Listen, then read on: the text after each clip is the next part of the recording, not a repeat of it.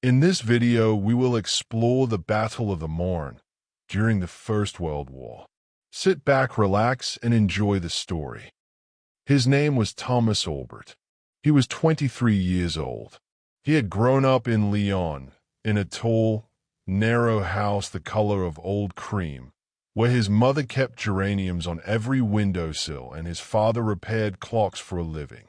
As a boy, Thomas had loved the sound of that workshop, the quiet, patient ticking, the delicate scrape of tiny tools, the way his father could hold something broken in his hands and understand, without speaking, exactly what it needed. Thomas had learned patience in that room. He had learned that small, careful movements matter. He had not yet learned what it cost a man to march 40 kilometers in a single day with a rifle on his back and blisters splitting open on both heels. He was learning that now. It was the 6th of September, 1914. The morning had come in slowly, the way mornings do in early autumn, reluctant, gray at the edges, the light thin and watery as it filtered through the poplar trees lining the road east of Meaux. Thomas walked in a column with the men of the 42nd Infantry Regiment, French Army, and around him the world smelled of chalk dust and crushed grass and the faint, sharp scent of smoke from somewhere distant. Always, in those weeks, smoke from somewhere distant. He did not speak much. None of them did, in the early hours. They saved their breath for walking. Thomas was not a large man. He stood perhaps 5 feet and 8 inches, lean through the shoulders, with dark hair cropped close beneath his képi and eyes the particular brown-green of river water in shade. His hands were a clerk's hands, his civilian profession. Before all this, fingers slightly ink-stained even now, from some reflex the war had not yet erased. He had been engaged, briefly, to a woman named Celeste who worked in a milliner's shop near the place Bellecourt. He kept her photograph in his breast pocket, tucked inside the front cover of a small notebook he used for nothing important.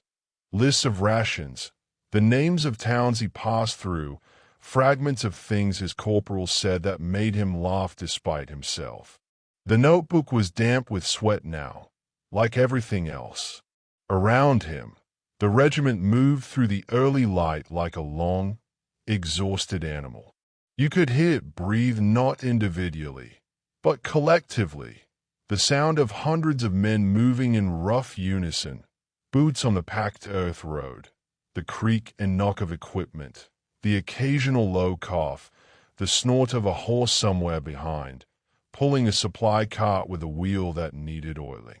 Thomas had begun to notice, in recent days, that he no longer heard these sounds as separate things. They had merged into a kind of constant, surrounding texture, the way a river stops sounding like individual drops of water and becomes simply river. He focused on the back of the man in front of him. That man was called Henri Mousseau, a farmer from the Dordogne, broad through the back, with a habit of rolling his left shoulder when he walked, a slow circular motion that Thomas had stared at for so many collective hours that he felt he could have drawn it from memory. Henri never seemed to tire, or at least, never seemed to show it. His pack sat on his back the way a roof sits on a house naturally, without complaint. Thomas's own pack felt, this morning, like it contained everything that had ever gone wrong in his life. They were moving to meet the Germans. This was known. This was the shape of things, the reason for the early start, the silence in the officers' faces, the way the road ahead seemed to lean towards something no one quite wanted to name. The great German advance had swept through Belgium and into France in August with a force that had staggered everyone. The newspapers, the generals, the ordinary men like Thomas who had genuinely believed, in some quiet corner of themselves, that it would be manageable. Wars, in their imagining of it, were things that happened to other people in other times. This one had arrived like weather, like a flood. It had simply come, and now the flood was being pushed back. That was what they were told. General Joffre had ordered the counter-offensive. The armies would wheel, pivot, strike. The River Marne was somewhere ahead of them. The Germans were beyond it, or at it, or crossing it. The intelligence shifted like smoke, and Thomas had stopped trying to fix it precisely in his mind. What he knew was simpler. They were walking east, and presently, the walking would stop, and something else would begin. He tried not to think too far past the next bend in the road. By mid-morning, the sun had burned through the haze, and the day turned warm, almost golden. In the way September sometimes is in that part of France, the light going deep amber, catching in the fields of stubble on either side of the road, the harvested wheat pale and shining. In another life, Thomas thought, this road on this morning would have been beautiful. He had a habit, his mother's habit, really, of noticing beauty even when he had no business noticing it. The way a row of poplars threw long shadows like piano keys across the road. The red of a distant roof.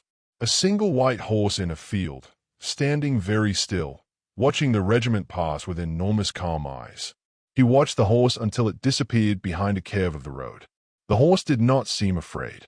Thomas found this comforting, in a way he couldn't entirely explain. They stopped to rest near a farmhouse that had been abandoned some days earlier. The door hung open. A child's wooden toy, a small painted cot, sat in the dust of the yard, perfectly upright, as if left there just a moment ago and not yet retrieved. The men sat in the shade of the farmhouse wall and past the canteen, and nobody commented on the toy, though Thomas noticed several men look at it and then quickly away. That was the thing about this war. He was learning it left small, precise holes in the ordinary world. Not always the large and terrible things, but the small ones. A cart in a yard, flowers on a windowsill gone to seed. The particular quiet of a house where people used to make breakfast. He ate some bread that had gone slightly stale and drank water that tasted of the canteen's metal and looked at the sky, which was a pure and indifferent blue.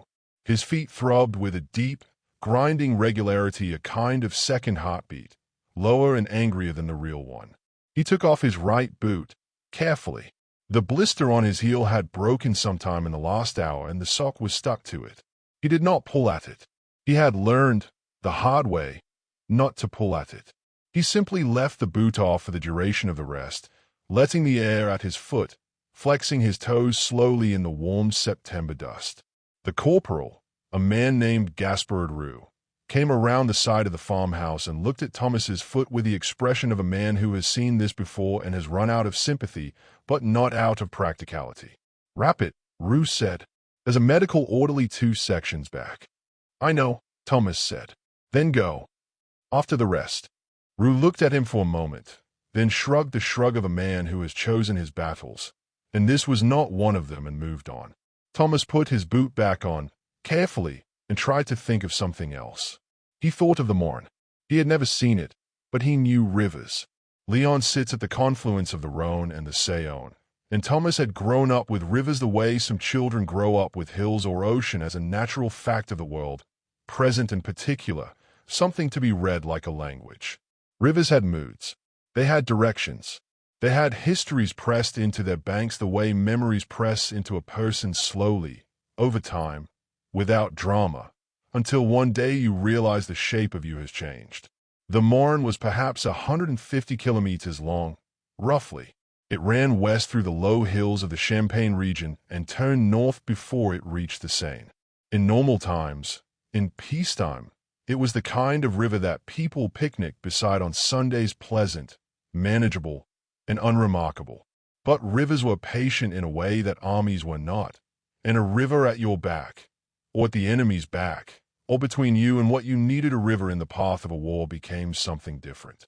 It became a line, a fact. Thomas did not know, sitting in the dust of that abandoned farmyard with his aching feet and his stale bread, that the next few days would make the Marne a name that echoed down through history, that men would speak of this battle in 100 years, in schools and books and quiet conversations, the way people speak of things that bent the world. He just knew the river was ahead of him, and that, for now, was enough to know. The rest ended. The column formed again.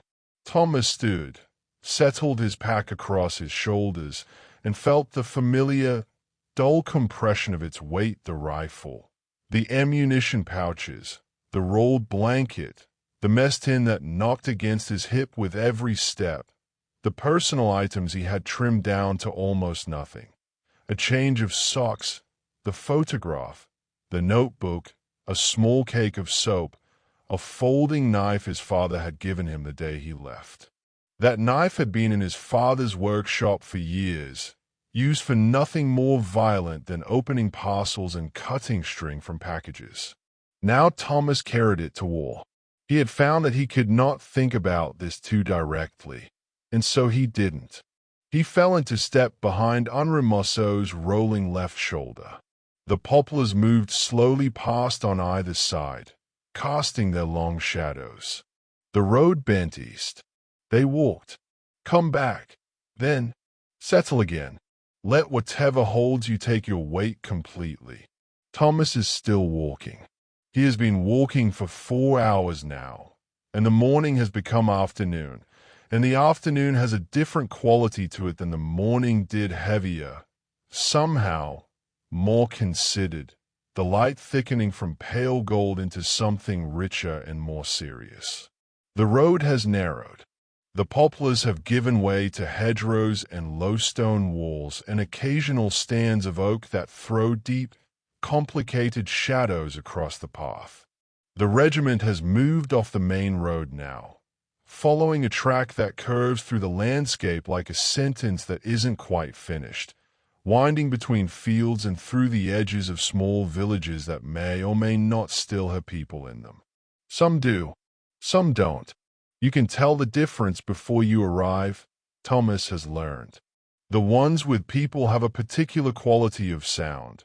A dog somewhere, a shutter closing, the distant cry of a child being called in. The ones without people have a particular quality of silence. Not the silence of emptiness, but the silence of held breath. The silence of things waiting.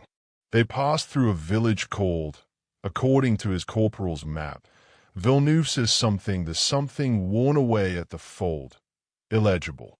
It had a church with a square tower and a fountain in the center of the square that was still running, the water falling in a thin, clear arc into a stone basin, as if the world were completely normal, as if water had not been informed of the circumstances.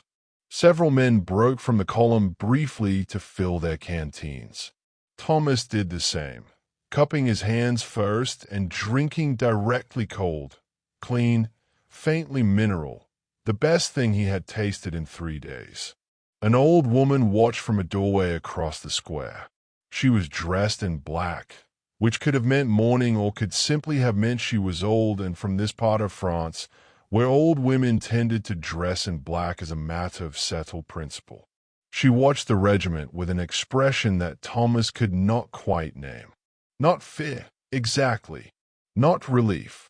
Something more complicated than either, the expression of a person who has watched a great deal of history pass through their square and has arrived at a position somewhere between resignation and a very particular kind of hope. He nodded to her as he passed. She nodded back. That was all. In the early afternoon they crested a low ridge, and for the first time, Thomas saw something burning. It was far away, perhaps 8 or 10 kilometers to the northeast, a column of black smoke rising from a point behind a roll of hills, perfectly vertical in the still air, smudging slowly at the top where it lost its energy and spread into a bruised gray stain against the blue sky. It could have been anything. A barn, a supply depot, a town. From this distance and without context, fire reduced everything to the same abstraction. A column, a smell that arrived faintly. Minutes later, carrying nothing specific, just the broad, ancient vocabulary of burning. The men around Thomas looked at it and looked away. This was something he had noticed over the weeks since mobilization, that a soldier learns, very quickly, to manage his attention, to look at what is immediately relevant and to let the rest exist at a distance, observed but not dwelt upon. It was not callousness, exactly. It was more like the selective hearing a person develops in a loud room. You learn to hear the voice that is speaking to you and to let the others wash past. You learn to see the road in front of you and to let the smoke on the horizon be someone else's problem until it becomes yours. He watched the smoke for perhaps another minute. Then he watched the road. Henri Marceau, the broad-backed farmer ahead of him, began, in the early afternoon, to sing. It was very quiet at first, barely audible, almost below the level of the marching sounds, just a low rumble of something that had a melody. Thomas couldn't make out the words for a while. Then, gradually, he could. It was a folk song from the Southwest, something about a woman waiting by a river, or possibly about a river that behaved like a woman. The lyrics had that old agricultural ambiguity, the kind where you were never quite sure if the thing being described was a person or landscape or both. Henri sang it without self-consciousness, not performing, not even quite directing it at anyone, just producing the song the way he produced each rolling step naturally, as a function of continuing to exist. After a verse, another man joined in, then another. Not everyone, perhaps a third of the men within earshot, those who knew it or could approximate it, feeling for the melody and finding it. The singing was low and rough and imperfect, and it was, Thomas thought, one of the most quietly beautiful things he had heard since the war began. Not because it was good singing, because it was human singing, because it meant that these men, who were tired and sore and carrying more weight than a person ought to carry, had nonetheless located inside themselves some small, stubborn reserve of song. He did not know the words. He listened, and the sound moved around him, and the road continued under his boots, and the smoke on the horizon continued to rise, and the afternoon light came down gold and serious through the oak branches. By 3 o'clock, the singing had stopped, and the artillery had started. It was distant still, a low, rhythmic concussion that you felt as much as heard, a sound that didn't arrive through the air so much as through the earth, transmitted up through the road, through the soles of boots, into the bones of the foot and then the leg, and then settling somewhere in the chest cavity, a faint resonance, like a very large bell struck a long way off. Thomas had heard artillery before, in the weeks of retreat through Belgium, but he had not grown accustomed to it, and he suspected he never would. It was the sound of the world being reorganized at a fundamental level. It was the sound of the ground being asked to become something other than ground. The column did not stop. The pace did not change. But something changed in the men, a subtle reorientation, like compass needles when a magnet passes near. Spines straightened fractionally. Chins came up. Eyes moved forward with a different quality of attention. The body, Thomas had discovered, had its own intelligence about danger, quite separate from the mind's, and it began its adjustments automatically, ahead of thought, without waiting to be asked. He became aware of his heartbeat. He had been aware of it before, obviously in the worst moments, in the retreats, in the nights when shells fell close enough to throw light through the canvas of a tent. But this was different. This was the particular awareness of a heartbeat that is still slow, still regular, but has somehow become audible to its owner in a new way, not racing, not alarmed, simply present, simply announcing itself. Here, still going. He focused on it for a moment, that steady percussion, and found it steadying. The medial orderly, a young Alsatian named Felix with round spectacles and careful hands, found Thomas during a water stop and looked at his heel without being asked. Word traveled in a regiment the way water travels, finding its level, and cleaned the blister with something that stung considerably, then wrapped it with a bandage that was cleaner than anything Thomas had touched in a week. "Keep the sock dry," Felix said, with the tone of a man who knew perfectly well the advice was impossible. "Of course," Thomas said. "And don't walk on it." "Obviously." Felix looked at him over the round spectacles. "You have two of them," he said, "meaning feet. Be careful with the other one too." This was, Thomas thought, the closest thing to philosophy he had heard in some time. He thought, in the late afternoon, about his father. Not deliberately thought, in the long hours of marching, did not always choose its own direction. It arrived where it arrived, and it arrived at his father, a quiet man, slight and precise, who had the watchmaker's particular relationship with time, not reverence, exactly, but intimacy, a sense that time was a thing with an interior, a mechanism, a logic that could be understood if you were patient enough and careful enough and willing to hold very still while you looked. His father had not wanted him to enlist, had not said so directly, that was not his father's way, but had made his position known through a particular quality of silence at the dinner table the evening Thomas announced it, and through the way he had pressed the folding knife into Thomas's hands at the station, gripping them for a moment longer than a simple handshake, not speaking, just holding. Thomas understood, now, what that grip had meant. It had meant, "I know I cannot stop this. I know you must go.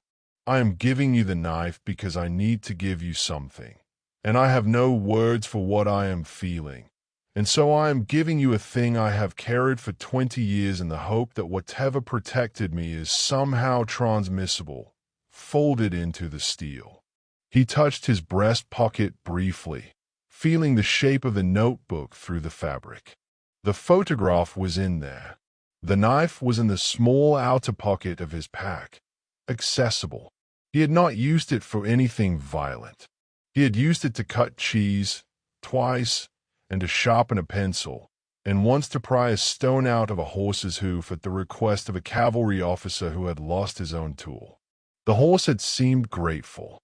The officer had not said thank you, but had nodded, which in cavalry officers apparently amounted to the same thing. As the sun began to angle lower and the shadows stretched long across the fields, Corporal Roux came back along the column and spoke quietly to each section in turn, the particular quiet voice of a man delivering information he wants to distribute without drama. What he said, to Thomas and the men around him, was this: they would stop for the night at a position approximately 2 kilometers ahead, near a farm called something Thomas immediately forgot. They would rest 4 hours. They would move again before dawn. The Marne was perhaps 12 kilometers to the northeast. German positions have been identified on the far bank and in several places on this bank. They had been fighting at Meaux. They had been fighting along the river. Tomorrow and the day after would require everything the men had, and then more than that. And Roux wanted them to eat what they had and sleep what they could, because rest was ammunition. He said a phrase that Thomas thought was either something a general had said once and it had filtered down, or something Roux had invented himself, and which was true either way. He said all of this without emphasis, without theater, in the voice of a man reading a shopping list. Then he moved on to the next group. Thomas processed the information slowly, the way you process something whose implications are too large to receive all at once. 12 kilometers. Tomorrow and the day after. Everything you have, and then more than that. He looked at the field beside the road, pale stubble, a crow walking slowly through it, methodical, head down, attending to its business. A crow doing what crows do on a September evening in France, without knowledge of or interest in the fact that tomorrow, 12 kilometers to the northeast, a great deal was going to happen. The crow found something, stabbed at it, swallowed, moved on. They made camp, if camp was the word for it, which Thomas increasingly doubted in the yard of a farm that had been partially damaged by shelling some days earlier. One wall of the barn had been pushed inward, the bricks scattered in a rough fan across the floor, the roof tilting at a compromised angle but largely intact. The farmhouse itself seemed untouched, but the door was locked and no one disturbed it. They settled in and around the barn, in the yard, along the wall of the kitchen garden, wherever a man could put his back against something solid and his pack between himself and the ground. Thomas found a corner of the barn where the wall was still sound, the roof above it whole, and sat down with his back against the brick and began, methodically, to take off his boots. This was an operation that required complete concentration and the management of a specific, wincing pain at the heel, navigated with the careful deliberateness of his father working on a difficult mechanism, slow, precise, feeling for the resistance before pushing through it. Both boots off, he set them beside him, neatly aligned. This habit, the neatness, the setting things side by side, had been commented on by several men, and he could not explain it except to say that it was one of the things that still felt like himself. He could not control the road or the column or the artillery or the smoke on the horizon. He could control whether his boots were set neatly beside him. And so he did. He ate cold rations, eaten slowly, with attention from another habit from home, from his mother, who had firmly believed that food deserved to be noticed. He noticed it. It was not good. He noticed it anyway. Around him, men settled into the rhythms of stopping conversations in low voices, the clink of mess tins, someone laughing briefly at something, the laugh cutting off not from unhappiness but from simple exhaustion, the way a flame goes out when there's no more to burn. Henri Mousseau, sitting a few feet away, was already asleep. He had lain down, pulled his coat across himself, and been unconscious within, Thomas estimated, 4 to 5 seconds. The man slept the way he walked without complication, as if it was simply the next thing and there was no argument to be made against it.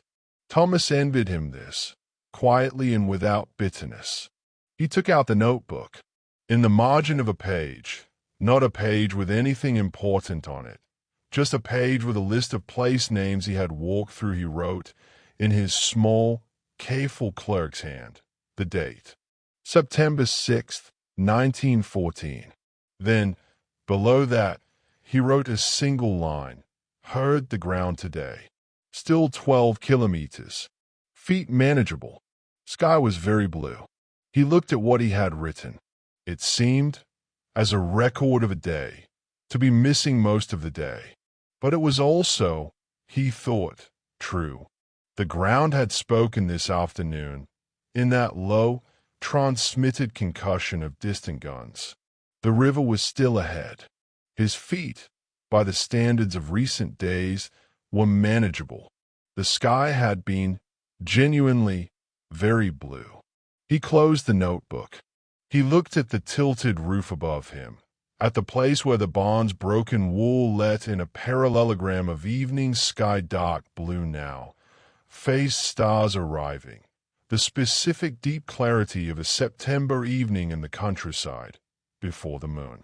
He thought of Celeste. He thought of the fountain in that village, the water falling in its thin, clean arc, indifferent and lovely. He thought of his father's workshop, the tick and patience of it. He thought of the river ahead, that waiting line in the landscape. He thought of nothing, for a little while, and then he slept. It is still dark. Come back slowly. There is no need to rush. The night is deep and cool, and the stars over the farm are beginning, just beginning, to lose their sharpest edge, not fading yet, but softening, the way stars do in the last hour before dawn when the sky makes its first, nearly imperceptible concession to the coming light. You would not know, looking at it, that morning was coming. But it is. It always is. Thomas knows it too. He has been awake for several minutes before the corporal moves through the barn, touching shoulders, saying quietly, "Up, up, time to move," because a soldier, after enough days of early starts, begins to wake before he is woken. The body learns the schedule. It stays itself in the darkness, arriving at consciousness reluctantly but punctually, like a clerk who dislikes his job but has never once been late. He lies still for a moment, eyes open, looking at the piece of sky through the broken wall. Still dark, stars still present, just. The air has the particular coolness of 4 in the morning in early September, a coolness with a faint edge to it, not yet autumn, not quite summer, something in between that has no name but that the body recognizes immediately as a kind of threshold. The year on its hinge. He breathes in, out. Then he sits up, reaches for his boots. The pain in his heel, first thing in the morning, is considerable. He has learned not to make any sound at this moment. Not from pride. Exactly, the men around him are pulling on their own boots with their own private negotiations of pain, and no one would think less of him for a hiss of breath, a quiet word. But there is something about the early morning that makes him want to absorb it silently, to take it in without complaint, as if each small hardship quietly accepted were a deposit in some account whose purpose he didn't yet fully understand. He laces the boot. He stands. The pain settles from sharp to deep, from acute to chronic, which is in its own way an improvement. Around him, the barn comes back to life, men rising, rolling blankets, buttoning coats, the sounds of morning preparation done in near darkness and near silence, practiced now, efficient. Someone passes a piece of hardtack. Someone else murmurs something and receives a low laugh in response. The small, essential human warmth of men waking together, even here, even now. Henri Musso is already standing, already packed, rolling his left shoulder experimentally, as if checking that it still works. It does. It always does. They moved out before 5. The road in the pre-dawn was a different thing entirely from the road in the afternoon sun. It was narrow and gray, the verges dark, the trees on either side present as shapes rather than objects, suggestions of trees, tree-colored darkness, the occasional creak of a branch in the light, cold wind that had come up from the northeast. The column moved quietly. The sound of it was the same as always: boots, equipment, the faint percussion of a march, but stripped of daylight it became something more interior, more private. Thomas felt it as a kind of tunnel, a moving through, a contained world of sound and forward motion that had no edges. He watched the boots of Henri Musso directly ahead of him and matched their rhythm. He did not think much.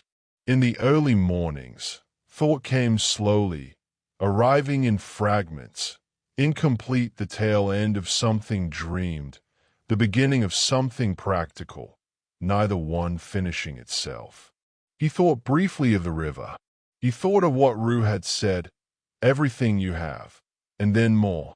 He thought of the photograph in his pocket and found, as he sometimes did, that thinking of Celeste in the early dark of a march was simultaneously the most comforting and the most painful thing available to him, and that these two qualities were not in conflict but were somehow the same quality, seen from different angles. He let the thought run for a while, then let it go. The road, the boots ahead, the breathing. Dawn came incrementally, as it does in flat country, not a single event but a slow accumulation of light, each minute a fraction brighter than the last, the world gaining detail the way a photograph develops, the dark shapes resolving into trees, fields, the outlines of a farmhouse, a gate, a haystack, all of it arriving in shades of gray that gradually, almost reluctantly, admitted color. First the pale gold of the stubble fields, then the dark green of hedges, then the sky itself, moving through its register from black to deep blue to a color Thomas had no name for the color of very early morning in open country, a blue so thin and clear it seemed barely a color at all, more like the idea of blue, the first draft of a sky. He watched it come. He had watched many dawns in these past weeks, more than in all his previous life combined, and he had not grown accustomed to them. Every one arrived as if for the first time. Every one had its own specific quality, its own temperature of light, its own way of returning the world to visibility. He thought his father would have appreciated this. His father, who understood that things which repeat are not the same thing repeated, but the same mechanism doing its work with different materials each time. The clock that chimes at noon today is not chiming the same noon as yesterday. The dawn that comes on the 7th of September is not the dawn of the 6th. They share a mechanism. They are not the same event. Thomas found this thought comforting, without being able to fully explain why. At 6:30, they heard it more clearly. The artillery had been present since before dawn, that low transmitted pulse in the earth, that bone-felt concussion, but it had been manageable, distant, a background to the march rather than its foreground. At 6:30, something shifted. The sound drew closer, or grew louder, or both. It was difficult to say. In open country, whether a sound was nearer or simply stronger, whether the battle had moved toward them or had simply expanded, grown more urgent, filled more of the available air. But it was closer. The men around Thomas felt it. He saw it in the way their heads adjusted, tilting slightly, both the automatic movement of hearing something louder and the more deliberate movement of choosing to face toward it. The human body has a logic about sound that overrides instruction you tend toward what you hear, even when what you hear is something you would prefer not to face. He turned with them. Ahead and to the northeast, the horizon was no longer clean. There was a haze along its edge, not smoke, not precisely, but the residue of smoke, the atmospheric disturbance of things having burned up, burning still, a low smudging of the world's horizon. And from somewhere in that smudge, with increasing regularity, the sound, a deep, rolling percussion that was nothing like thunder, too regular, too purposeful, too sustained, but which the mind, desperate for analogy, kept trying to hear as thunder, as weather, as something natural and therefore survivable. It was not weather. Thomas knew this. His body had known this for weeks. He breathed through it, steadily, one breath and then the next. Corporal Roux moved along the column with new information. They were less than 8 kilometers from the river. German forces had crossed the Marne at several points in the past days, and were now engaged by French and British units along a line that shifted with each report. Their regiment would move to support an action near a bend in the river, the precise location named, but the name already dissolving in Thomas's mind. Too much incoming information, the brain sorting by urgency, keeping what it needed and releasing the rest. What it kept was 8 kilometers, bend in the river, support the line. And then Roux said something else, something he said with the same flat practicality he brought to everything, but which landed differently than the logistical information. He said that they should load their rifles, not yet raise them, not yet concern themselves with anything beyond the march, but load them. Be ready. The sound of a column loading rifles is a particular sound, a series of metallic operations, not loud, not dramatic, the sound of mechanisms being operated by trained hands, 100 small decisions being made simultaneously and completely. Thomas performed the operation without looking at his hands. He had practiced this enough that his hands knew it without supervision. The rifle was loaded. The safety was set. He felt the weight of it differently now. It had been weight for days, additional weight, a thing to be carried, a fact of the pack. Now it was a loaded rifle. Now it was a potential event, a thing with a specific possible future. He held it, and the road continued, and the light came on, and the sound ahead deepened and rolled. They passed a field hospital, or rather, they passed what had been a field hospital and was now something else they were not entirely sure what, something between a hospital and an aftermath. It was set back from the road behind a stand of trees, and they passed it at a distance, and Thomas was glad of the distance, because what he could see from the road was enough. White cloth, a number of men on the ground, some covered and some not. Movement, quiet and purposeful. A medical orderly moving between figures with the specific unhurried focus of someone performing essential work under conditions that make hurry both understandable and useless. He looked and looked away. The soldiers managed attention. But something stayed with him, not a detail but a quality. The quietness of it. The way it was simply there, beside the road, in the morning light, matter of fact, going about its work. War, he had found, was almost never the thing you expected. You expected noise and flame, and sometimes it was those things. But often it was quieter. A cart in a yard, a column of smoke, a field behind trees, very still, going about its work. He said nothing. Nobody did. They walked past, and the trees closed back behind it, and the road continued. The terrain had changed as the morning progressed. The flat agricultural land east of Mo had given way to something more varied: low hills, the occasional steep bank, the road dropping into shallow valleys and climbing back out, the horizon shifting and replaced by new horizons. Trees more frequently, denser vegetation along the roadside, the hedgerows thicker, the verges grown high with late summer grass that brushed against his legs as he passed and deposited dew on his trousers. And then, sometime around 8 in the morning, he smelled the river. He could not have said exactly what it was. Not a strong smell, not a dramatic one. Rivers do not announce themselves dramatically.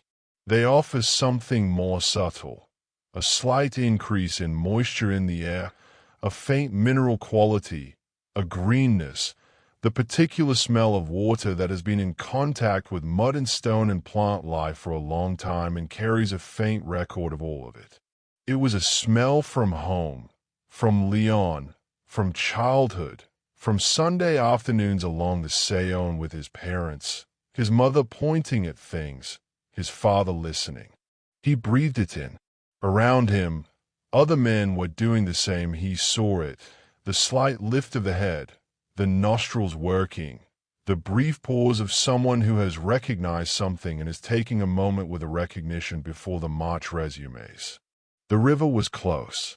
Rue called a halt at the top of a low hill, behind a hedgerow.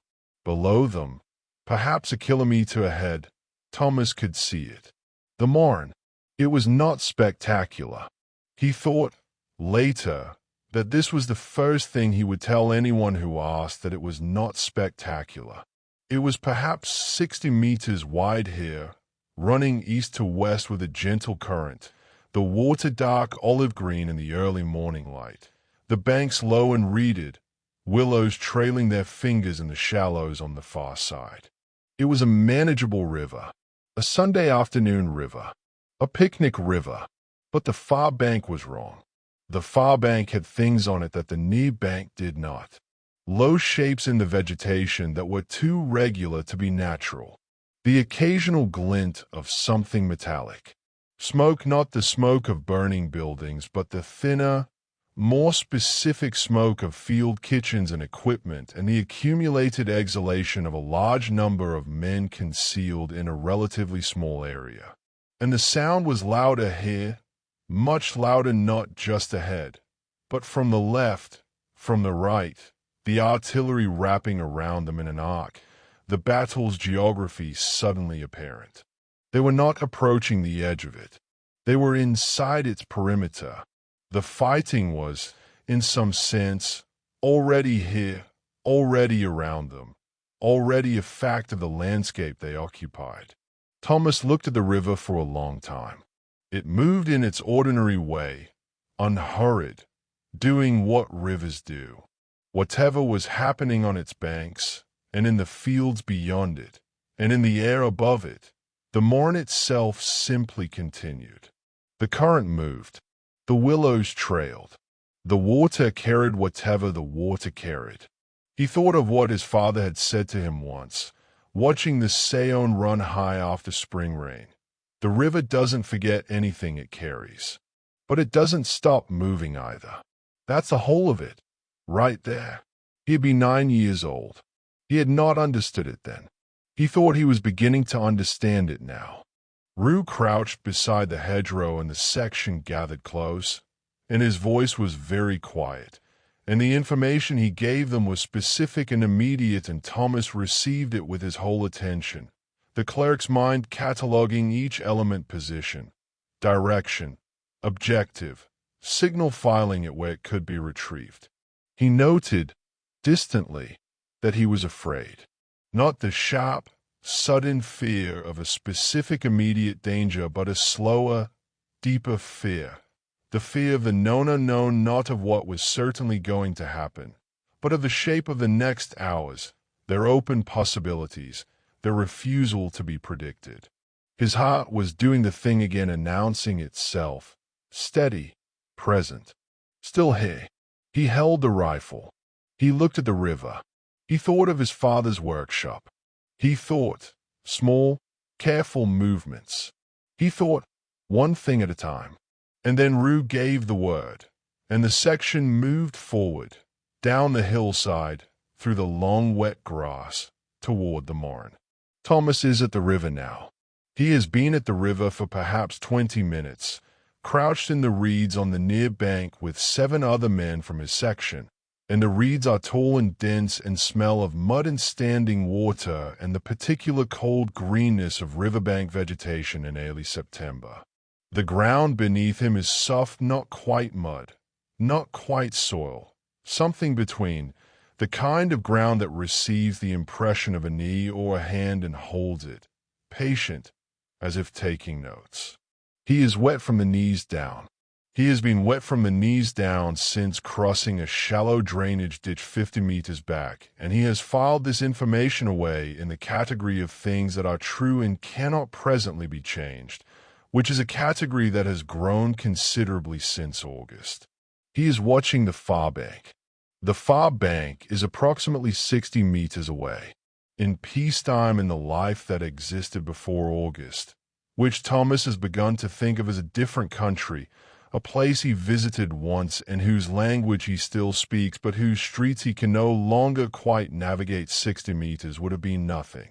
60 meters is the length of a street in Lyon, the distance from his father's workshop to the corner where the baker opened at 6 every morning, the gap between one side of a comfortable room and the other if the room were very generously sized.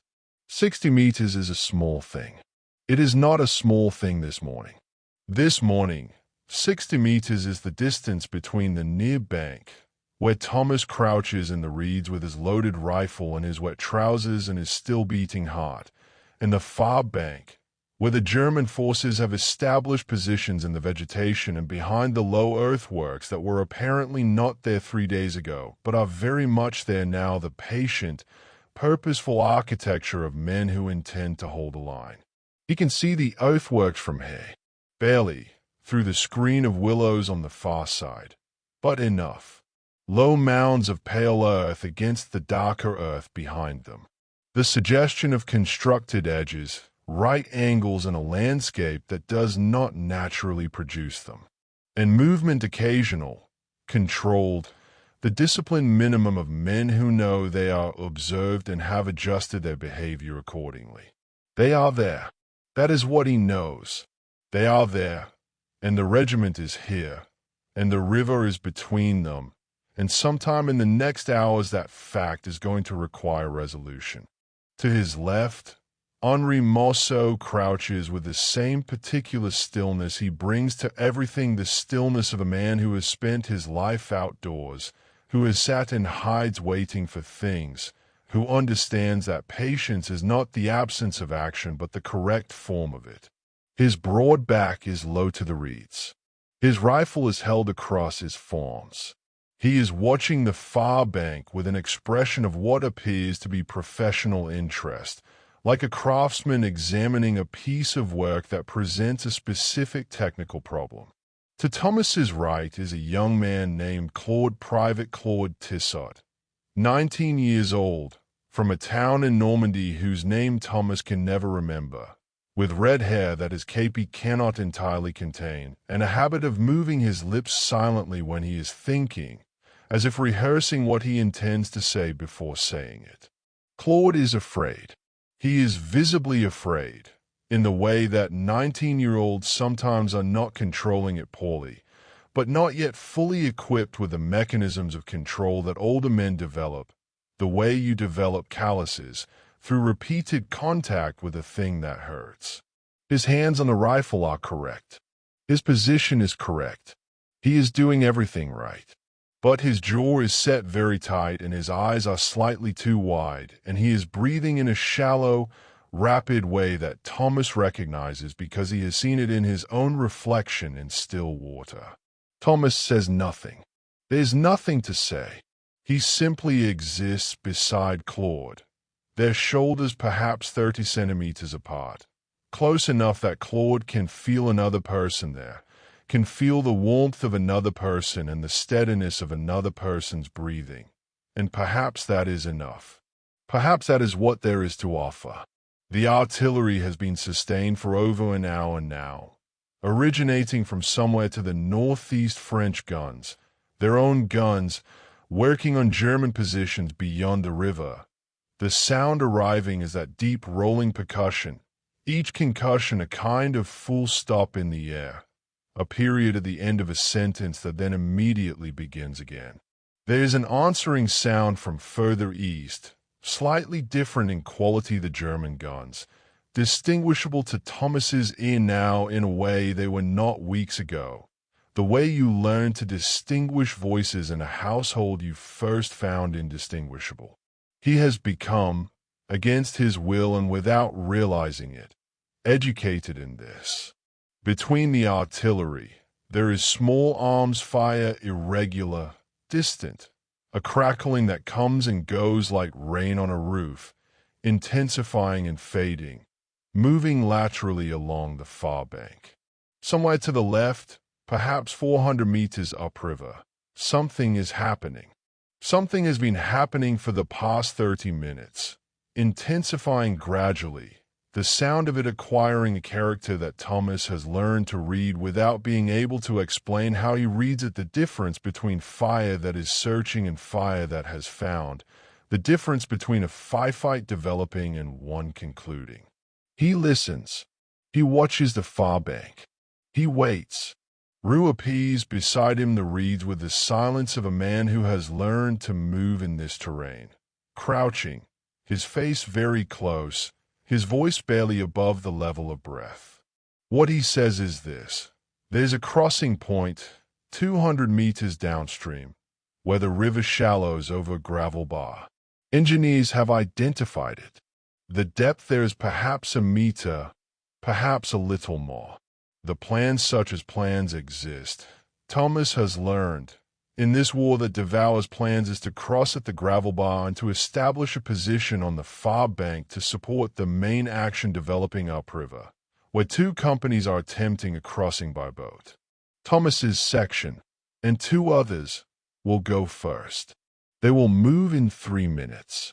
Rue looks at each of them in turn when he says this, a specific, direct look, not dramatic, not inspiring in any theatrical sense, but real.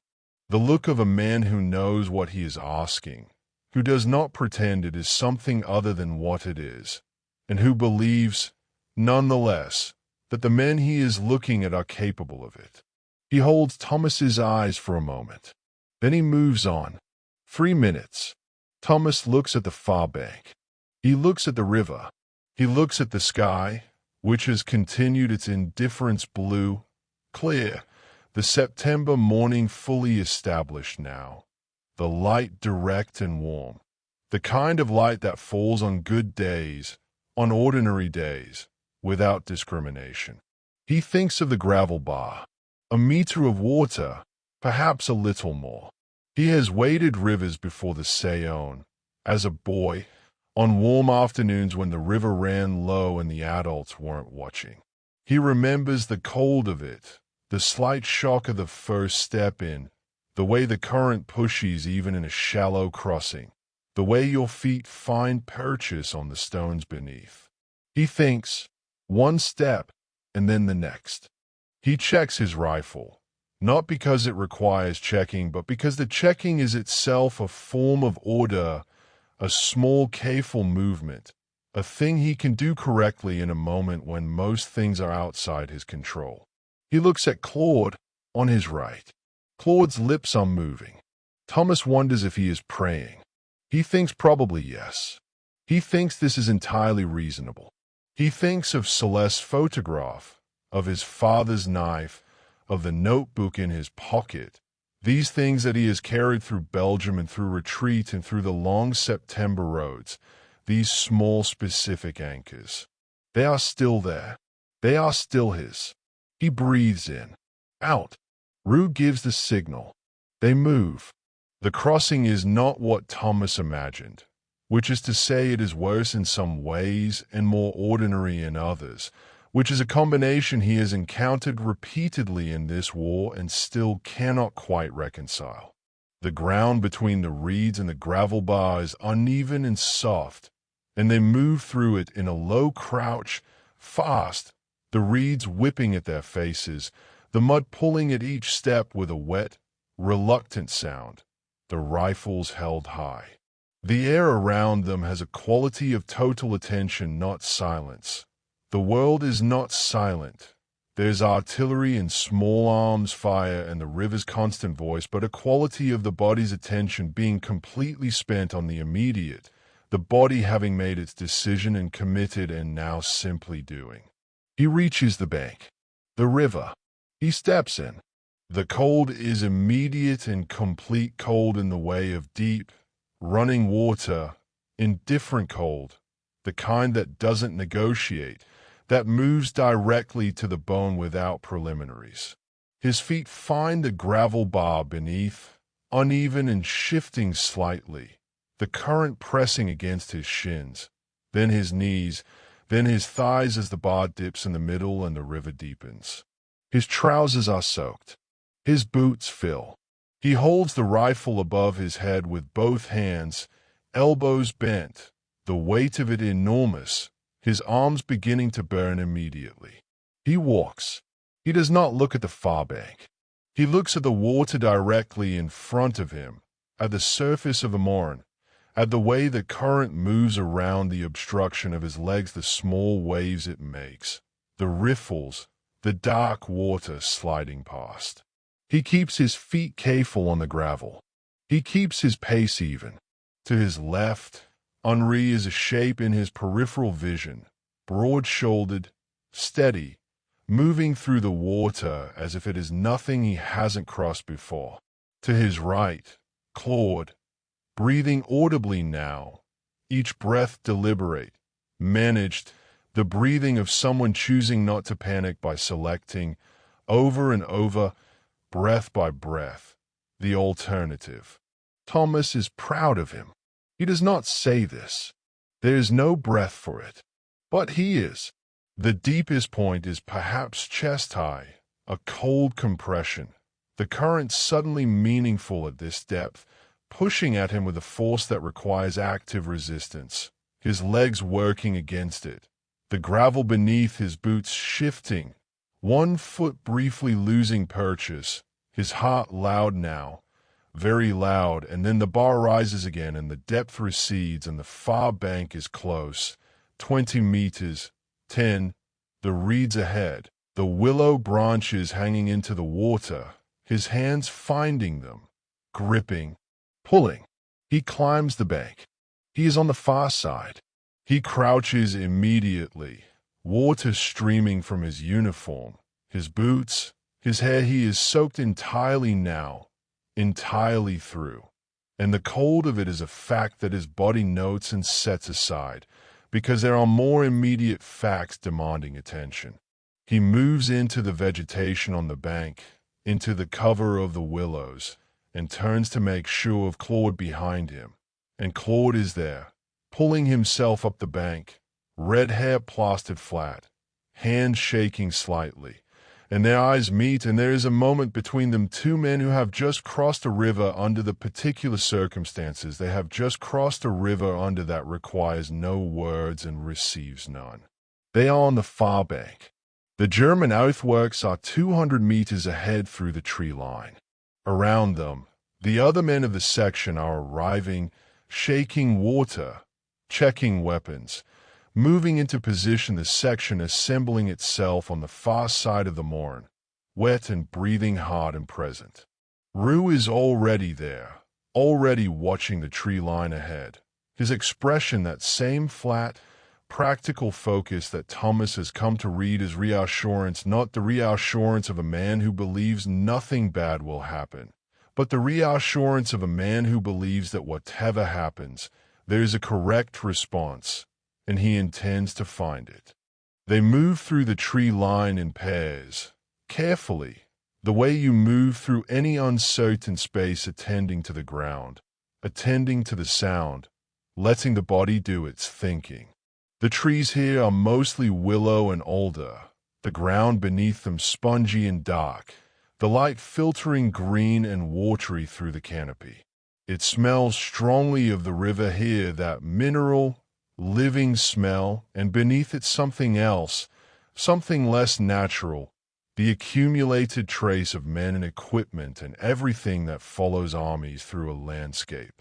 Thomas moves between the trees, and his mind is very quiet.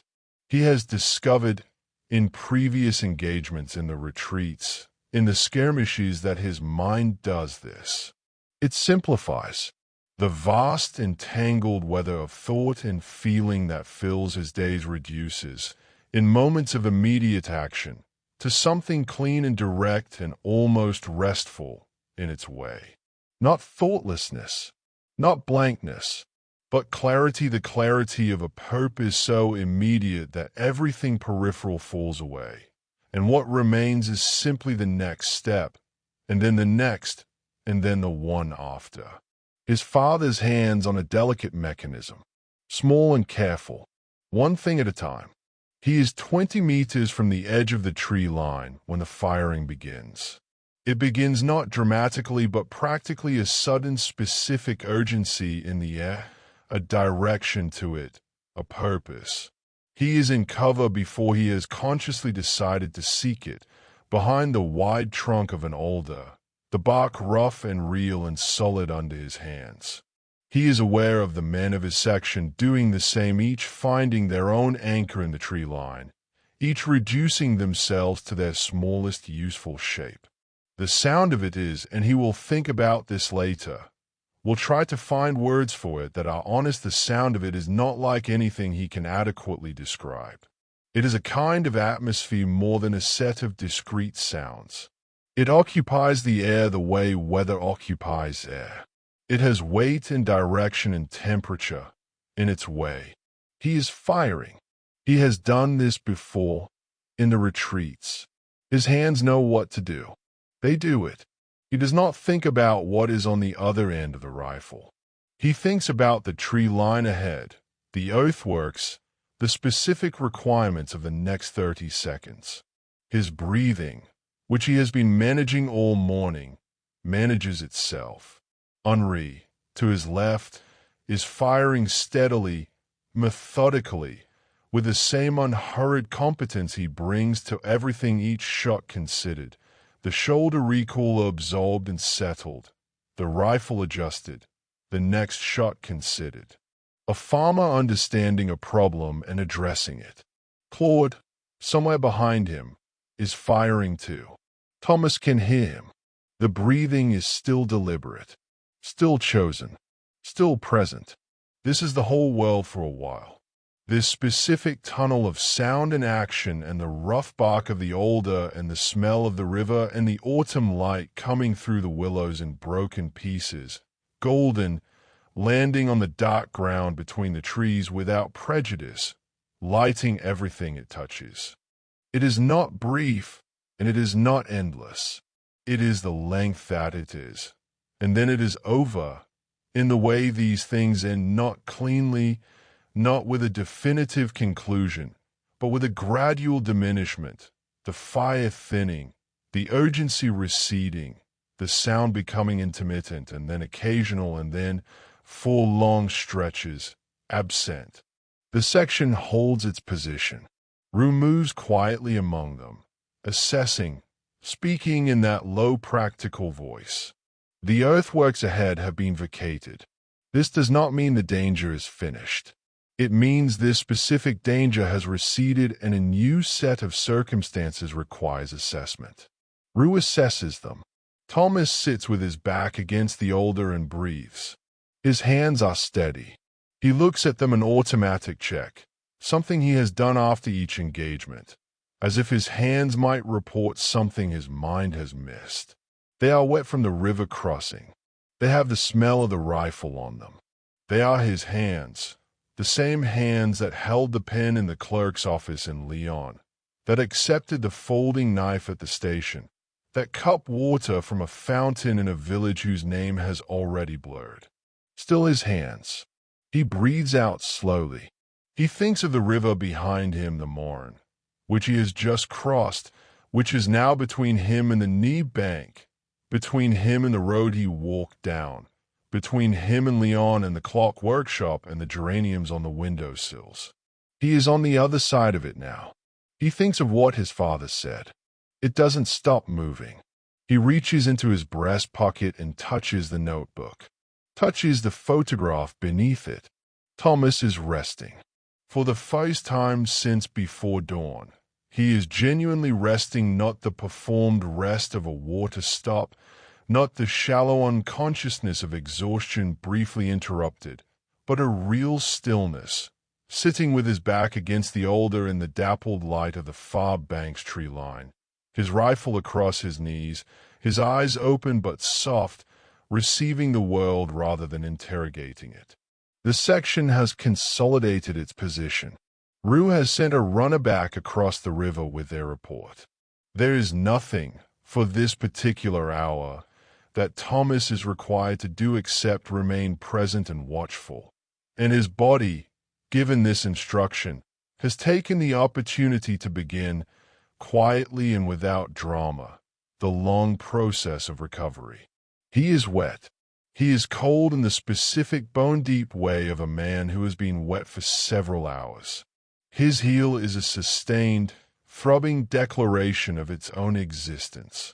His arms ache from holding the rifle above his head in the crossing, a muscular fatigue that sits in the shoulders and the back of the neck like a settled weight. None of this is comfortable. All of it is manageable. He has become, he realizes, quite practiced at the distinction. The afternoon light on the far bank is extraordinary. He notices this without deciding to notice it, the noticing arriving before the decision, the way all genuine perception does. The light is coming in long and low now. September afternoon light, amber and specific, the kind of light that illuminates rather than merely brightens. It falls on the willow leaves and makes them translucent, every vein visible, each leaf a small stained glass moment. It falls on the river, which he can see in pieces through the tree-lined glints and flashes, the water moving through its palette of dark green and silver and the deep, burnished color of very old bronze in the places where the light strikes it at the right angle. He watches the light on the water. He thinks it is the most beautiful thing he has seen in weeks, and this thought carries with it a complicated freight of feeling gratitude that beauty is still available, that the world has not withheld it, that September continues to be September regardless of what is happening in September. And beneath the gratitude, Something more difficult, the specific ache of a beauty that is intensified by circumstance, that is brighter because of the darkness around it, that would not be quite this vivid in a life that had not spent the past week stripping away everything except the essential. He does not know if he is grateful for this sharpening. He thinks he is. He thinks it costs too much. He thinks both things are true. Henri Mousseau is eating.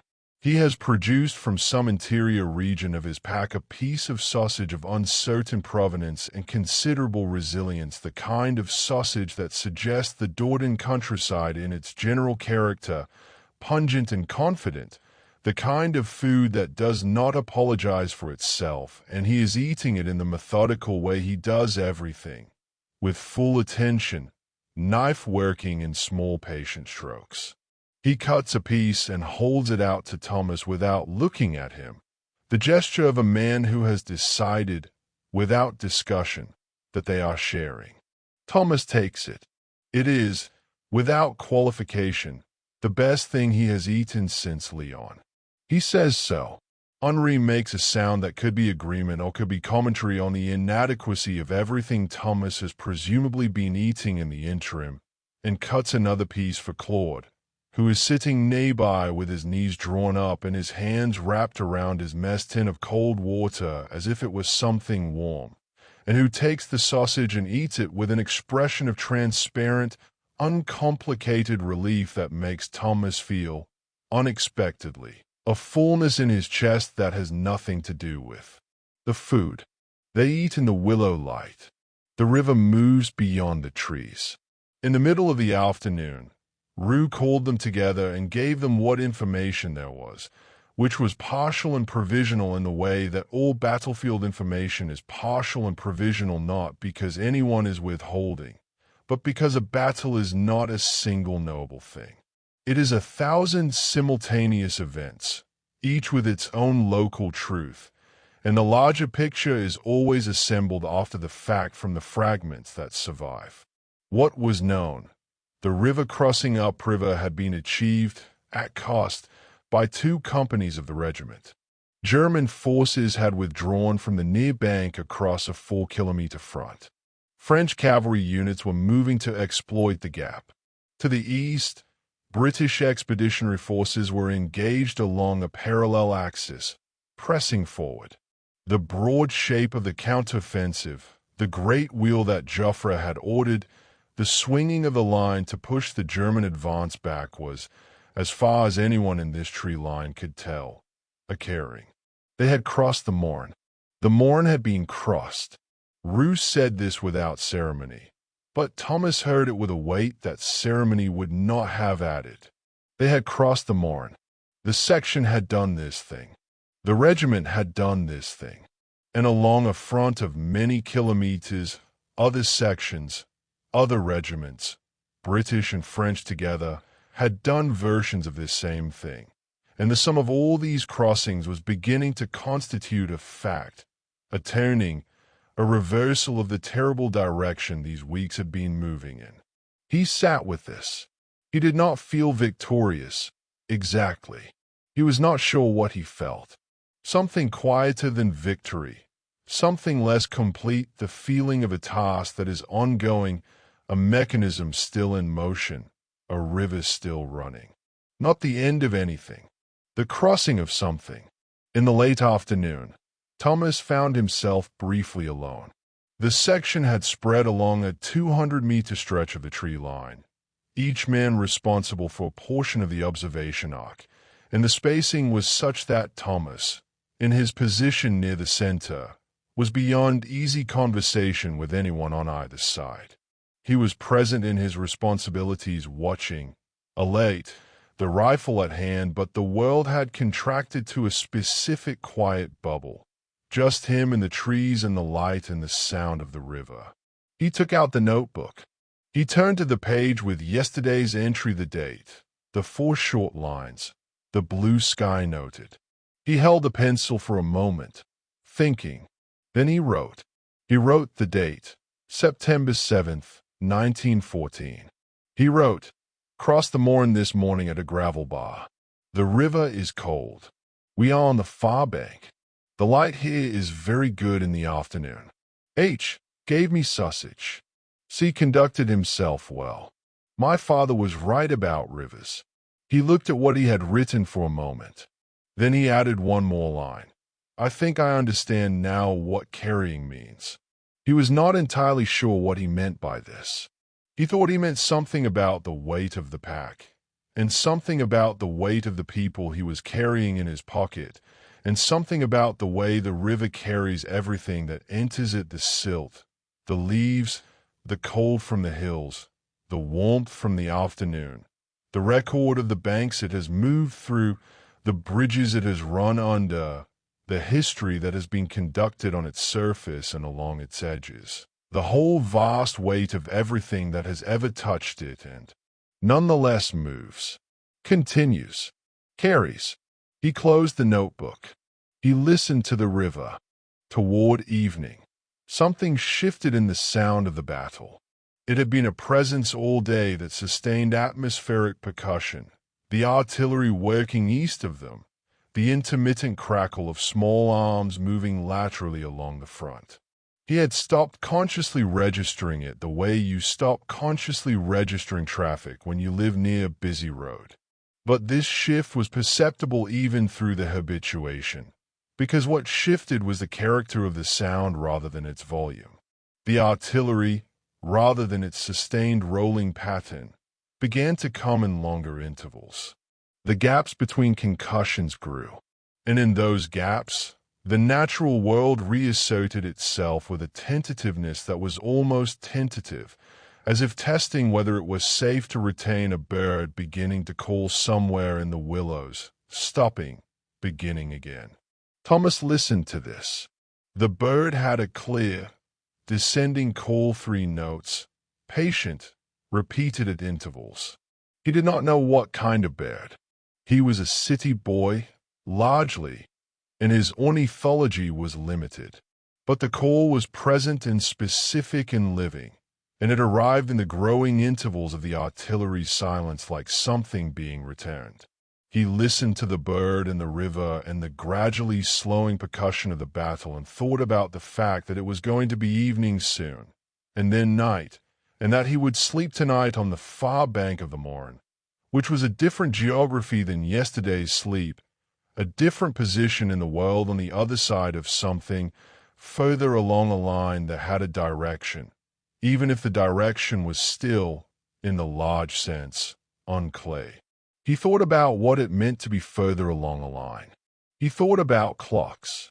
His father's workshop had contained, at any given time, perhaps 40 or 50 clocks in various states of repair standing on shelves, spread in pieces on the workbench, hung on the walls, stacked in careful configurations that his father navigated without looking. The layout of the room is familiar as the map of his own hands. The sound of it was the sound Thomas most associated with childhood, not a single tick but a layered, overlapping chorus of them, each clock keeping its own time, slightly out of phase with all the others, the combined effect not quite a regular beat but something more complex and more alive, a breathing. His father had told him once that a clock that keeps perfect time is less interesting than a clock that runs slightly fast or slightly slow, because a clock that deviates from perfect time is telling you something about itself, about its mechanism, its history, the specific wear of its particular gears, the unique character of this individual object as distinct from the theoretical object it represents. A clock that is perfectly on time tells you the time.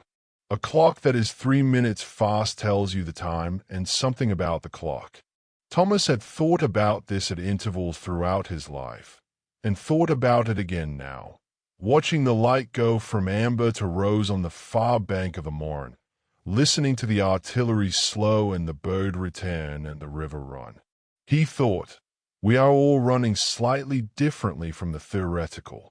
We are all of us 3 minutes fast or slow, telling the time and also telling something about ourselves. He thought, I do not know what I am telling. He thought, perhaps that is all right. Perhaps the telling happens whether you know it or not.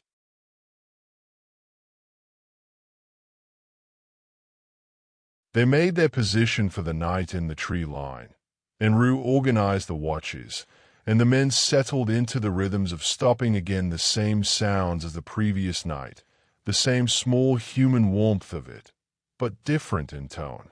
They were on the far bank. They were across the river.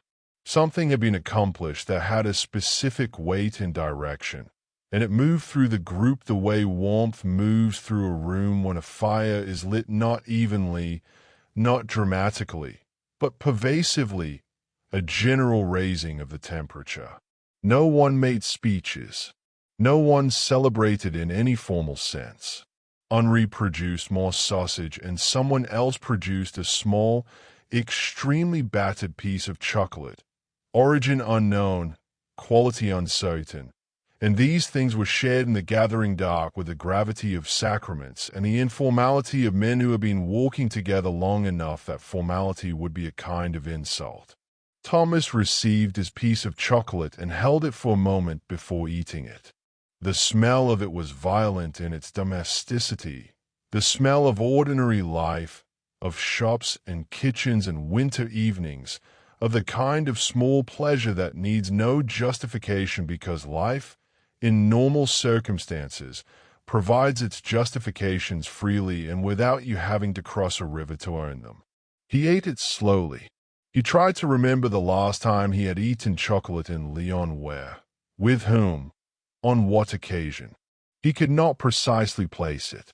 The memory was there but blurred, the way memories of ordinary days blur because at the time you had no reason to fix them, no reason to think, remember this particular afternoon, this particular piece of chocolate, this light, this smell, this exact quality of ordinary happiness, because there will come a day when you would trade a great deal to have it back with clarity. He thought, I will remember this piece. He thought, I will remember the river and the light and Henri's sausage and Claude's breathing on the crossing and Rue's flat voice giving information, and the bird with the three-note call testing the silence between the guns. I will carry all of this. The night came on gently, the rose fading from the sky, the first stars arriving in the east, the river darkening to black and silver below the trees, its voice unchanged by the hour, running steadily on as it had all day and would all night and would tomorrow, as indifferent and as faithful as the mechanism of a good clock, keeping its own time, telling its own specific truth about itself, carrying what it carries. Thomas sat his watch in the early dark, alert and quiet, and the sounds of the world settled around him, the river, the insects beginning their nighttime work in the reeds, the distant, now widely spaced sound of artillery far to the east, the breathing of the sleeping men behind him. He looked at the river and thought about home, not with the sharp ache of the morning, but with something softer, a gentle, sustained awareness of home's existence, its persistence, its patient waiting. His mother's geraniums would be going over now. Late September is coming. The night's getting long. His father in the workshop, head bent over some intricate problem, the room full of the ticking chorus, the lamp making a warm circle on the bench. He sat in the dark beside the Marne and held all of it very carefully, the way you hold something you love that is also fragile. And he breathed, and the river moved, and the stars came out one by one over France. Not quite, but almost. That particular quality of darkness that precedes the dawn has settled over the tree line on the far bank of the Marne, a darkness that is somehow denser than the darkness of midnight, more concentrated, as if the night, knowing its hours are nearly spent, has gathered itself into this final, deepest expression before it begins to yield. The stars are still out, brilliant and numerous, but they have that quality now of stars in the last hour, very present, very bright, as if making the most of the remaining dark. Thomas has completed his watch. He has been relieved by a man named Dupont, a middle-aged infantry veteran who takes the watch with the minimal ceremony of someone who has done this 1,000 times, simply arriving, nodding, taking the position. And Thomas has moved back from the river's edge and found the place where he sat yesterday and lowered himself into it and closed his eyes. He is, for the moment, between waking and sleep. This is a place he has come to know well these past weeks. The threshold, the border country of consciousness, where the mind is still technically present but has relaxed its grip on the controls, where thoughts arrive without being summoned and depart without being dismissed, where the boundary between memory and imagination becomes permeable, where a sound from the real world and a sound from a dream are briefly indistinguishable. He exists in this place for a while, easy in it, his breathing slow, the cold of the ground beneath him a distant fact, the river a presence at the edge of everything. He dreams, briefly, of the clock workshop. In the dream it is morning, winter, the light in Leon coming white and thin through the workshop windows, laying bright rectangles on the floorboards that shift as the hours pass. His father is at the bench, bent over something small, too small to see clearly, the dream not committing to the details of it, and the room is full of its usual sound, the lead, overlapping ticking, each clock at its own pace, the combined rhythm of it like breathing, like a room full of quiet and patient life. Thomas is sitting in the corner, on the stool he sat on as a boy, watching his father work. He is carrying something. He is aware of carrying something, not a pack, not a rifle, nothing military, but something. A weight in his hands, warm and specific. He looks down at it, but the dream does not show him what it is. Only the weight of it, and the warmth, and the sense of something that must be held carefully. His father does not look up from the bench, but he speaks in the way of dreams, without the preamble of attention, simply his voice arriving in the warm, clock-filled room. He says, "You can set it down, you know, not permanently, just for a moment. You can set it down and pick it up again." Thomas looks at his hands, at the thing he is carrying. He thinks about setting it down. He thinks about picking it up again. And then the dream does what dreams do, shifts without transition, becomes something else, becomes the river, becomes the sound of water, becomes simply the sound of his own breathing, which is the sound of the real world reasserting itself at the edges, the dream beginning its dissolution. And he sleeps. He wakes before dawn. The quality of the dark tells him it is perhaps an hour before first light, that dense, final darkness, the last hour of the night's full authority. He wakes quietly, without alarm, the way he has learned to wake these past weeks. Consciousness arriving without drama, the body doing its immediate inventory. Cold, yes. Damp, yes. Heel, present and accountable. Everything else present, accountable. He lies still for a moment and listens. The artillery has been silent for several hours. This, he has learned, can mean many things. And this morning he reads it as something cautiously hopeful, not conclusive, not certain, but hopeful. The silence has a particular quality to it, a settled quality, different from the silence between exchanges. The silence of something that has, for the moment, exhausted itself. The river. He can hear the river. He can always hear the river now. From this side of it, a continuous presence. The sound of it woven through everything else, inseparable from the landscape, the way the ticking of the workshop was inseparable from the smell of oil and the light through the windows. He thinks he will always hear it. He thinks that wherever he goes after this, and there will be an after this, he believes this, He has decided to believe this with the quiet deliberateness of someone choosing to carry a particular thing wherever he goes. Some part of him will still be beside this river, on this bank, in this tree line, listening. He thinks the river does not forget anything it carries. He thinks, nor do I.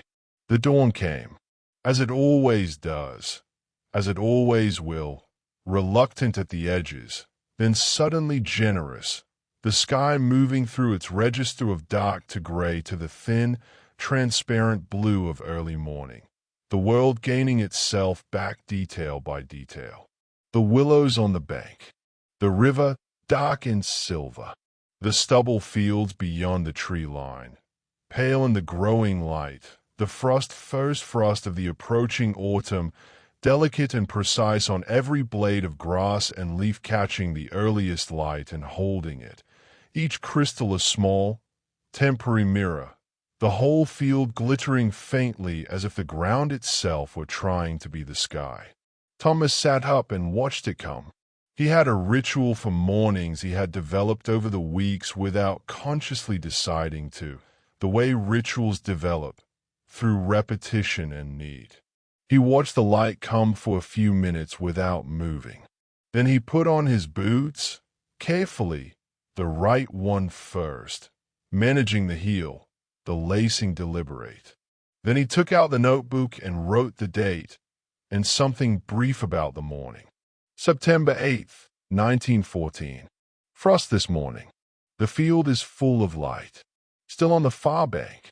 The guns have been quiet. He paused, added, I dreamed of the workshop. Closed the notebook. Touched his breast pocket. The photograph, present, Celeste's face he could picture without looking. The milliner's shop on the place Bellecourt. The particular way she tilted her head when she was thinking about something. He thought of writing to her when this was done, not when the war was done, which was too large and uncertain a horizon to navigate toward, but when this particular action was done, when the regiment rested, when there was a moment. He would write to her. He would write to his father.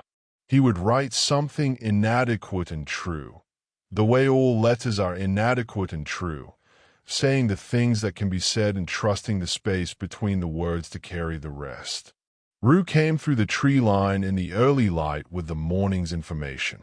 The German forces had continued to withdraw to the northeast overnight. The French line had advanced along the river. The great counteroffensive, the wheel that had been ordered and executed over these past days, had achieved its primary objective. The German advance, which had seemed in late August to be unstoppable, had been stopped, was being reversed. The Battle of the Marne, Rue said, with a flatness that did not diminish the weight of the words, appeared to be a French victory. He paused after saying this, not for effect, simply because the word required a moment. Victory was a word that had been absent from the vocabulary of these past weeks, and its return was not comfortable. Exactly, not triumphant, but complicated, a word that sat in the air of the tree line on the far bank of the Marne and meant many things simultaneously, not all of them what the word was supposed to mean. The men received it quietly. Henri Mousseau nodded, once, slowly, as if confirming something he had suspected. Claude, beside Thomas, exhaled a long, slow breath. The breath of someone who has been holding something and has received permission, at last, to set it down. Thomas looked at the river and thought about what a victory was, what it contained, what it cost, what it meant for the men who had crossed this particular river on this particular morning, and for the men who had not crossed it, who were somewhere behind them, present in their absence, carried. He thought, this is not the end of anything. He knew this with certainty. The war was young. The road was long. The next months and years would ask things of him that he could not yet imagine. He was not naive about this. He had not been naive about it for some time. But he thought, this is the crossing of something. And crossing is not nothing. They were ordered to move at 7. not back across the river forward. Northeast, following the withdrawal, maintaining contact, the regiment becoming part of the pursuit rather than the engagement. The road ahead of them was open in a way the road had not been open for weeks, and moving along it would feel different. The specific difference of moving toward rather than away, of the front of the column being the direction of progress rather than the direction of danger. Thomas shouldered his pack. The weight of it had not changed. His heel had not improved. His uniform was still damp from the river crossing. Would take another day at least to fully dry. He was hungry with the deep, structural hunger of someone who has been baiting more than they have consumed for a sustained period of time. His eyes ached from the watch and the broken sleep. All of this was true. Also true, the frost on the field in the early light, the river moving beyond the trees, the bird with a three-note call beginning somewhere in the willows, the pale gold of the morning coming in over the low hills to the east, Claude tying his bootlaces knee-by with the careful attention of someone who has learned, recently, to take nothing for granted. Henri already standing, pack on, left shoulder rolling in its slow circle, ready. Thomas fell in. The column formed. The road stretched northeast, into the morning, into the open country beyond the river, into whatever came next. He walked. The road in the morning was good. He had not thought he would ever use that word about a road, but it was the word that came, and he trusted it. Good, not comfortable, not easy, not without its demands, but good. Moving in the right direction. The sun behind them and to the left, their shadows long and thin ahead of them on the road surface, each man's shadow a companion moving slightly ahead, leading. The countryside opening as they moved northeast, the river behind them, the fields broader, the sky larger, the smoke in the distance now very faint, the distant percussion of artillery very faint. The world at this particular moment on this particular road as quiet as it had been in weeks. He thought about Lyon. He thought about it specifically. Not generally, not home as an abstraction, but home as a set of precise and particular things. The smell of his mother's kitchen on Sunday morning's coffee and something baking. The windows steamed. The sound of the Rhone, the big river, not this intimate Marne but the wide muscular Rhone with its cold rushing urgency. The way the workshop looked at evening when his father was finishing for the day. The lamps lit. The clocks ticking in the warm room, the dust motes moving in the last light from the windows. He thought, I will go back to all of this. He held this thought carefully. He did not invest it with more certainty than it could bear. He knew the war was long and its demands unknown, but he held it nonetheless, with the same careful deliberateness with which he held the knife in his pack and the notebook in his pocket and the photograph against his chest as something to carry, as part of the weight, as one of the things that make the carrying possible. He would go back. He would sit in the workshop and listen to the clocks. He would tell his father, "You were right about rivers." In the middle of the morning, Henri Mosso began to sing. The same song as 2 days ago, The Woman and the River, or The River Like a Woman, the low, unhurried folk song from the Southwest, the melody that had moved through the column on the march to the Marne. He began it quietly, and it spread again, gradually, organically, the men around him finding it and joining in, those who knew the words and those who had learned them in the past 2 days of repetition. The sound growing as the column moved northeast along the open road with the September sun warming their left sides and the frost burning off the fields and the sky enormous and blue above them. Thomas did not know the words. He hummed. He had not hummed in weeks, had not had breath for it, had not had the particular quality of internal spaciousness that humming requires, a small surplus of ease that can be directed outward as sound. He had it now. Just barely, just enough. He found the melody and followed it, his voice low, not imposing itself on the song but adding itself to the song, one more thread in the fabric of it, one more voice in the moving column of voices on the road northeast of the Marne. The song rose and fell. The road continued. The shadows shortened as the sun climbed. By mid-morning they reached a farmhouse that was occupied. A family returned, or a family that had never left. It was impossible to say. An older man stood in the yard watching the regiment pass, and beside him a girl of perhaps 12 with dark eyes, and they watched in silence for a while. And then the girl raised her hand, not quite a wave, more of a gesture of acknowledgement, a small, precise movement of greeting that contained, Thomas thought, everything that civilians and soldiers can offer each other across the distance that separates them, the recognition that the distance exists, and the willingness to gesture across it. Anyway, he raised his hand in return.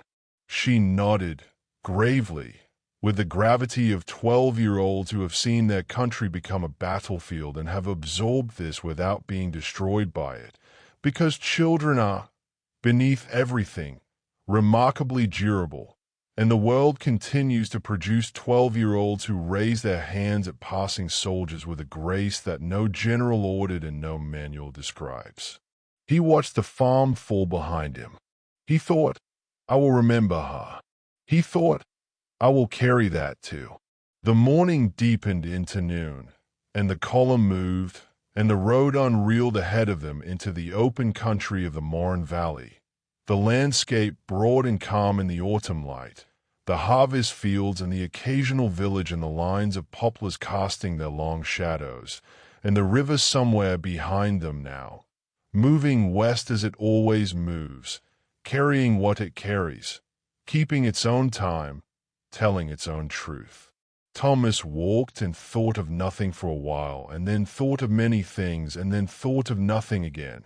And the rhythm of the road held him, and the weight of the pack was familiar, and the sound of Unri's voice ahead of him was familiar, and the smell of the autumn countryside was familiar in the way that things become familiar quickly when you move through them with full attention. When circumstances have removed the option of moving through the world half asleep and half present, and have required instead that you be, completely, in this moment, on this road, in this body, in this particular September of this particular impossible year. He was he. He was completely he. He thought this was perhaps the thing the war had given him. At the cost of everything it had taken this specific and involuntary presence, this inability to be anywhere other than exactly where he was, the past and future both still available but the present undeniable, insistent, vivid as the light on the frost had been this morning, vivid as the taste of the chocolate, vivid as the cold of the river on his chest at the deepest point of the crossing, vivid as the rough bark of the older under. His hands. He was he. And the road continued. And he walked it. Let go now. Let the road continue without you. Thomas will walk it. He will walk it through the afternoon and into the next days and the weeks after that. And the road will ask difficult things of him, and he will meet them with the same careful, patient attention he has brought to everything. One step and then the next, small movements, one thing at a time. He will write to Celeste. He will write to his father. He will fill the notebook and begin another. He will carry what he carries. And the carrying will be both the weight and the purpose. And somewhere in the years ahead he will return to Lyon and sit in the workshop and hear the clocks and tell his father about the river. But that is ahead. That is the road continuing.